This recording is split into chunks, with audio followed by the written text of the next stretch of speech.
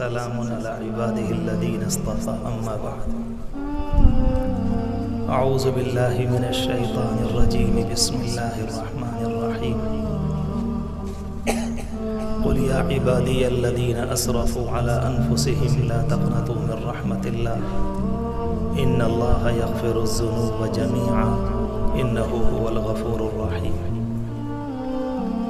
وقال سبحانه وتعالى وليست التوبة للذين يعملون السيئات حتى إذا حضر أحدهم الموت قال إني تبت الآن وللذين يموتون وهم كفار أولئك أعتدنا لهم عذابا أليما وقال سبحانه وتعالى وما يتذكر إلا من ينيب وقال سبحانه وتعالى ويهدي إليه من أناب صدق الله العظيم وقد قال النبي صلى الله عليه وآله وسلم الدين النصيحة أو كما قال عليه الصلاة والسلام وقال عليه الصلاة والسلام إذا اقشعر جلد العبد المؤمن تحاتت ذنوبه كما يتحات من الشجرة الباسقة ورقها أو كما قال عليه الصلاة والسلام اللهم صل على سيدنا محمد وعلى آل سيدنا محمد وبارك وسلم صلى الله على النبي الأمي بہت ہی عزت اور احترام کے مستحق میرے بزرگوں، قابل قدر دینی اور ایمانی بھائیوں، سامنے بیٹھے ہوئے میرے پیارے جوانوں، بہت دیر سے آپ حضرات قرآن مجید سے متعلق، اس کی خدمت سے متعلق، اس کے پڑھنے پڑھانے سے متعلق، قرآن کریم کا کیا مقام ہے اس دنیا میں، اس سے متعلق مختلف علماء کرام کی گفتگو سن رہے تھے۔ مجھے اس وقت اس سلسلے میں آپ سے اب کچھ عرض نہیں کرنا ہے، بڑی قیمتی باتیں اس موضوع پر آپ کے سامنے آ چکی ہیں۔ یہ گناہ گار چند باتیں لے کر اپنے جوانوں کے سامنے خاص طور سے اور اپنے بزرگوں کے سامنے ان کے احترام کا خیال کرتے ہوئے حاضر ہے۔ میری درخواست ہوگی اپنے جوانوں سے، میرے پیاروں میری بات پر توجہ دینا۔ رب العالمین نے اپنی طرف سے بندوں کو دینے کا ایک نظام بنایا ہے اور یہ سب جانتے ہیں کہ اس دنیا میں اسی کا نظام چلتا ہے۔ کسی اللہ کے بندے میں یا بندی میں شدید طلب نہ ہو، شدید بے چینی نہ ہو، طبیعت میں ٹوٹا پن نہ ہو اور آخری درد کا اضطراب نہ ہو، یاد رکھا کریں اس وقت تک اللہ کی رحمت بندے کی طرف متوجہ نہیں ہوا کرتی۔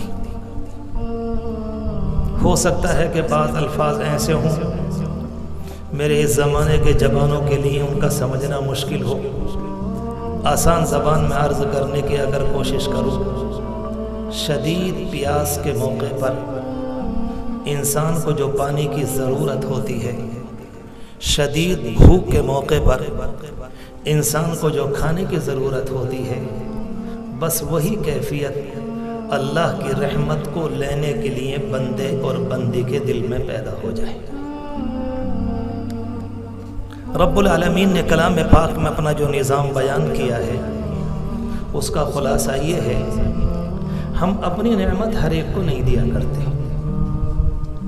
آپ کی طلب، آپ کی چاہت، آپ کی بے چینی، اور آسان زبان میں عرض کروں تو گویا کہ انسان کا ناک رگڑ کر اللہ کے دربار میں آنا۔ کہا کہ اگر آپ کے اندر یہ صفات ہیں تو اللہ اپنے دربار سے کسی کو واپس نہیں کیا کرتا۔ علماء کرام کے بیانات کے درمیان آپ حضرات نے یقیناً اپنے اندر طلب پیدا کی ہوگی، میں تو اچھا ہی گمان کروں گا، مگر اس گناہ گار کی درخواست ہے کہ اس کی بات کو ذرا توجہ سے سن لیجیے گا۔ اللہ تبارک و تعالی نے کلام پاک کے اندر ہمیں اور آپ کو ایک شاندار، مثالی، منفرد، بہترین زندگی گزارنے کا ایک طریقہ دیا ہے۔ قرآن پاک ہمیں اور آپ کو جو زندگی دیتا ہے وہ تنہا مدرسے اور مسجد کی دیواروں تک محدود نہیں ہوتی، وہ مجھے اور آپ کو گھر میں رہنے کا سلیقہ بھی سکھاتی ہے۔ ہم اپنے گھر کے لوگوں سے کیسے باتیں کریں، اگر کسی کی زبان سے کوئی بات سخت نکل جائے تو ہم کیسے برداشت کریں، ہمارا لب و لہجہ کتنے ٹمپریچر کا ہو، بچے اگر ہمیں آنکھیں دکھلانے لگیں تو اس موقع پر ہم کیا کریں، اور بچوں کو سمجھانے کا طریقہ ہمارے پاس کیا ہونا چاہیے۔ اللہ کا شکر ہے ہر میدان میں ہمارا دین ہماری رہنمائی کرتا ہے۔ میرا اور آپ کا یہ زمانہ نظر تو یہ آتا ہے کہ تمام کے تمام سکون سے ہیں، عافیت سے ہیں، کسی طرح کی بظاہر کوئی پریشانی نظر نہیں آتی، مگر میرے پیاروں میری بات کو یاد رکھنا، ایسا لگتا ہے کہ ہم اور آپ آرٹیفیشل بالکل پلاسٹک کی زندگی جی رہے ہیں۔ جس طرح سے شوکیس کے اندر پلاسٹک کے بنے ہوئے شیر چیتے اور پھل رکھے ہوتے ہیں، جن میں نہ خوف ہوتا ہے، نہ طاقت ہوتی ہے، نہ پھلوں میں مٹھاس ہوتی ہے، آپ یقین جانو کہ اس زمانے کے نوجوانوں کی اکثریت ایک پلاسٹک کی آرٹیفیشل زندگی جی، جس کا حقیقت سے کوئی تعلق نہیں۔ ہم دیکھتے ہیں کہ کچھ دیر کے لیے ہم سکون دینے کے لیے قہقہے بھی لگا لیتے ہیں، ہم کچھ دیر کے لیے لوگوں کے درمیان کھڑے ہو کر جب سب ہنستے ہیں ہم بھی اپنے آپ کو ان کی ہنسی میں شامل کر لیتے ہیں، مگر یہی نوجوان جب گھر واپس آتا ہے تو اپنے بستر کے اوپر کروٹیں بدلتا رہتا ہے۔ اس وقت دنیا میں زندگی گزارنے کے جو اسباب ہیں، جن کی بنیاد پر زندگی گزرتی ہے، انسانوں کے مکانات، انسانوں کے کپڑے، انسانوں کی گاڑیاں، انسانوں کی تجارت، انسانوں کی تعلیم اور تعلیم گاہیں اور انسانوں کا نظام زندگی، آپ یقین جانیں اس وقت دنیا میں اتنا ہے کہ تاریخ انسانی یہ بتاتی ہے کہ آج سے پہلے دنیا میں اتنا کبھی نہیں تھا۔ اتنے ادارے نہیں تھے، اتنے مدرسے نہیں تھے، اتنی خانقاہیں نہیں تھیں، اتنی ڈگریاں نہیں تھیں، اتنے ڈگریوں کے لوگ نہیں تھے، مگر مجھے کہنے دیجئے آج ایک بڑا مجمع ملا ہے، اس لیے عرض کر رہا ہوں کہ جتنی اس وقت دل کی بے چینی ہے آسمان کی چھت کے نیچے، اس سے زیادہ بے چینی دنیا میں کبھی نہ پائیں گے، اور آپ اس حقیقت کا انکار نہ کر سکیں۔ کسی غیر کو دیکھنے کی ضرورت نہیں ہے، اپنے آپ کے دل پر نگاہ ڈال لیں، کہیں اور لمبا چوڑا سفر کرنے کی ضرورت نہیں، طبیعت میں جھانک کے دیکھ لیں کیا واقعتاً مجھے وہ سکون نصیب ہے جس کا وعدہ اسلامی زندگی گزارنے میں کیا گیا ہے، جس کا وعدہ اسلامی زندگی میں کیا گیا ہے کہ اگر کوئی اللہ کا بندہ یہ زندگی گزارے گا تو رب العالمین کی طرف سے وعدہ ہے کہ ہم تمہیں دنیا کے اندر ایک شاندار پر مسرت لطف سے بھری ہوئی ایک زندگی ہم تمہیں گزاریں۔ کچھ زمانے پہلے کی بات ہے کہ اپنے ادارے میں اپنے علاقے میں بیٹھا ہوا تھا، بے چینی کی ایک دو مثالیں آپ سے دے رہا ہوں کہ ایک سامنے ایک صاحب آئے، ان کے ساتھ دو نوجوان تھے، ان کی عمر غالباً اس وقت 55 سال رہی ہوگی، مجھ سے آ کر کہنے لگے ہم آپ سے ایک مسئلہ پوچھنے آئے۔ میں نے کہا فرمائیں۔ کہنے لگے آج رات میں ہمارا ارادہ یہ ہے کہ ہم اپنی لڑکی کو اپنے ہاتھ سے ذبح کر دیں۔ میں نے کہا نہیں، آپ کے لیے حرام ہے، آپ نہیں کر سکتے۔ میں نے کہا میں صرف آپ سے ایک بات جاننا چاہتا ہوں کہ رب العالمین کے ہاں آپ کیا جواب دیں گے جب رب العالمین یہ فرمائے گا ہم نے معصوم دی تھی، تم بتاؤ کہ بگاڑی کسی کی؟ لڑکی کی گردن کو کاٹ دینا ایک درندے کے لیے آسان ہے، ہزاروں شیر دنیا کے اندر جانوروں کو مارتے ہیں کہ انسان بھی اگر مارے گا تو کیا تعجب کی بات ہے، لیکن مسئلہ بنیادی طور پر یہ ہے کہ رب العالمین کیا جواب دے گا؟ ہم سے اور آپ سے جو ہمارا اسلام اور ہمارا دین کہتا ہے وہ یہی تو کہتا ہے کہ میرے بندے جب تم لوٹ کر آؤ تو ہم تم سے صرف ایک بات چاہتے ہیں، ایک بچہ چاہے مسلمان، چاہے عالم ربانی، چاہے محدث، چاہے فقیہ، چاہے صوفی، چاہے خانقاہی، چاہے غیر مسلم، چاہے عیسائی، چاہے یہودی، چاہے مجوسی، کسی گھر میں بھی اگر کوئی بچہ پیدا ہوتا ہے تو رب العالمین کا نظام بتاتا ہے کہ وہ اپنے دل کی تختی کو صاف لے کر آتا ہے۔ اس کے دل کی تختی پر کوئی دھبے نہیں ہوتے. اور رب العالمین فرماتا ہے کہ میرے بندوں میں تم سے ایک ہی تو مطالبہ کر رہا ہوں کہ جب لوٹ کے تم میرے پاس آؤ تو جیسے میں نے تمہیں پاک دل دیا تھا میرے دل کو ویسے ہی صاف ستھرا واپس کر دے. اس کے علاوہ کوئی شک نہیں. ہماری ساری شریعت اسی کے چاروں طرف تو گھومتی ہے کہ انسان کس طرح سے اپنے دل کو پاک رکھے. جس کسی موقع پر حضور پاک علیہ الصلوۃ والسلام کی حدیثیں اور قرآن مجید کی آیات جن کا خلاصہ یہ ہے جو میں نے عرض کیا، جب کسی اللہ کے بندے کے سامنے باتیں آتی ہیں تو وہ کہتا ہے کہ اے اللہ، آپ کہتے ہیں کہ تمہیں دنیا میں بسانا ہے، آپ کہتے ہیں کہ تمہیں شادی کر کر ایک خاندان کو آباد کرنا ہے، آپ کہتے ہیں کہ اپنے پیٹ کو پالنے کے لیے تمہیں تجارت کی منڈیوں میں جانا ہے، آپ کہتے ہیں کہ تمہیں ایک دوسرے سے تعلق کو اپنانا بھی ہے، کرنا بھی ہے، نبھانا بھی ہے. میرے مالک یہ سارے کام ہوتے ہوئے میں اپنے دل کو پاک کیسے رکھ سکوں گا؟ ہزار مرتبہ دنیا کے اندر جھوٹ کے موقع آئیں گے، بددیانتی کے آئیں گے، غلط دیکھنے کے آئیں گے، غلط سننے کے آئیں گے، غلط فیصلوں کے آئیں گے کہ میرے مالک ان تمام کے بیچ میں اپنے دل کو پاک کیسے رکھوں گا؟ دنیا نے اس موقع پر ٹھوکر کھائی.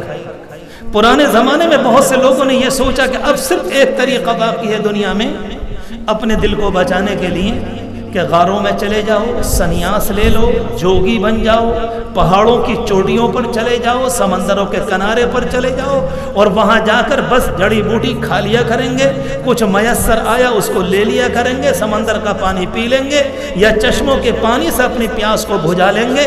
اور ان نوجوانوں نے یا بوڑھوں نے یہ کہا کہ کم از کم اپنے دل کو تو اللہ کے یہاں پاک لے جائیں گے.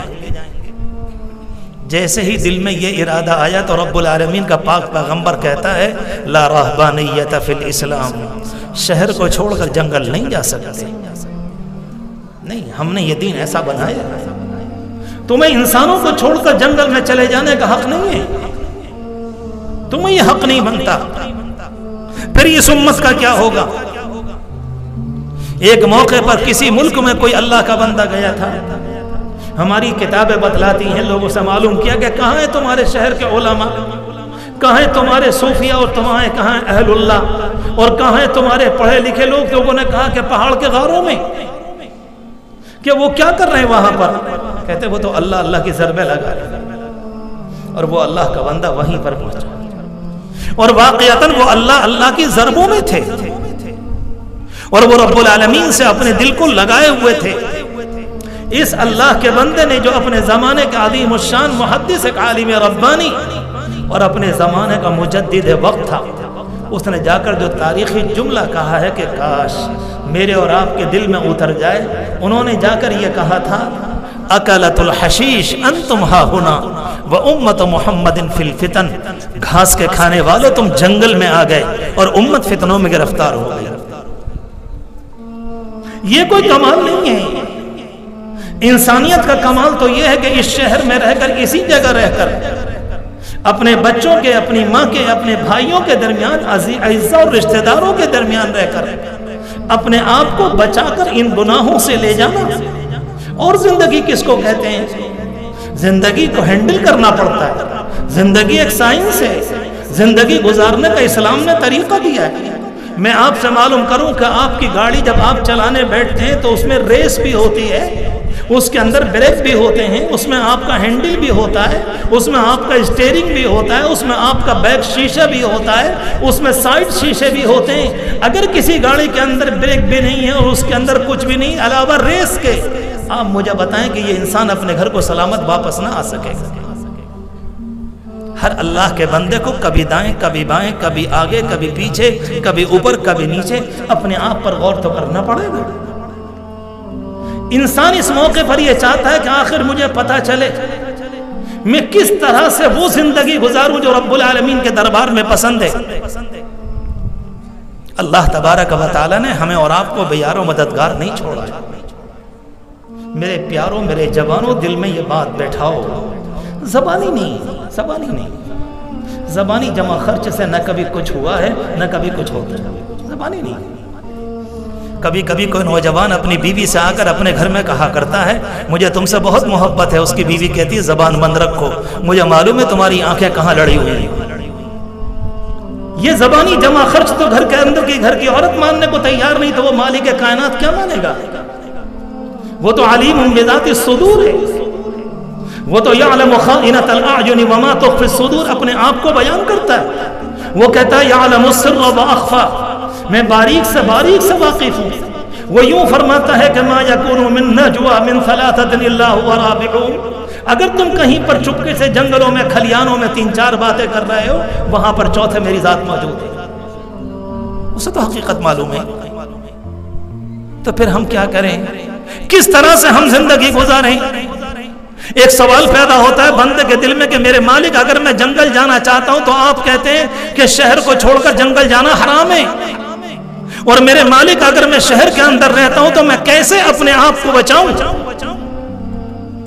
میں جمعے کے دن توبہ کرتا ہوں مگر میں دیکھتا ہوں کہ جمعے کے دن مسجد کی سیڑھیاں پار نہیں ہو پاتی اور مسجد کا برآمدہ پار نہیں ہو پاتا کہ میری نگاہ گناہ سے جا کر لڑ جاتی ہے، میں آخر کیا کروں؟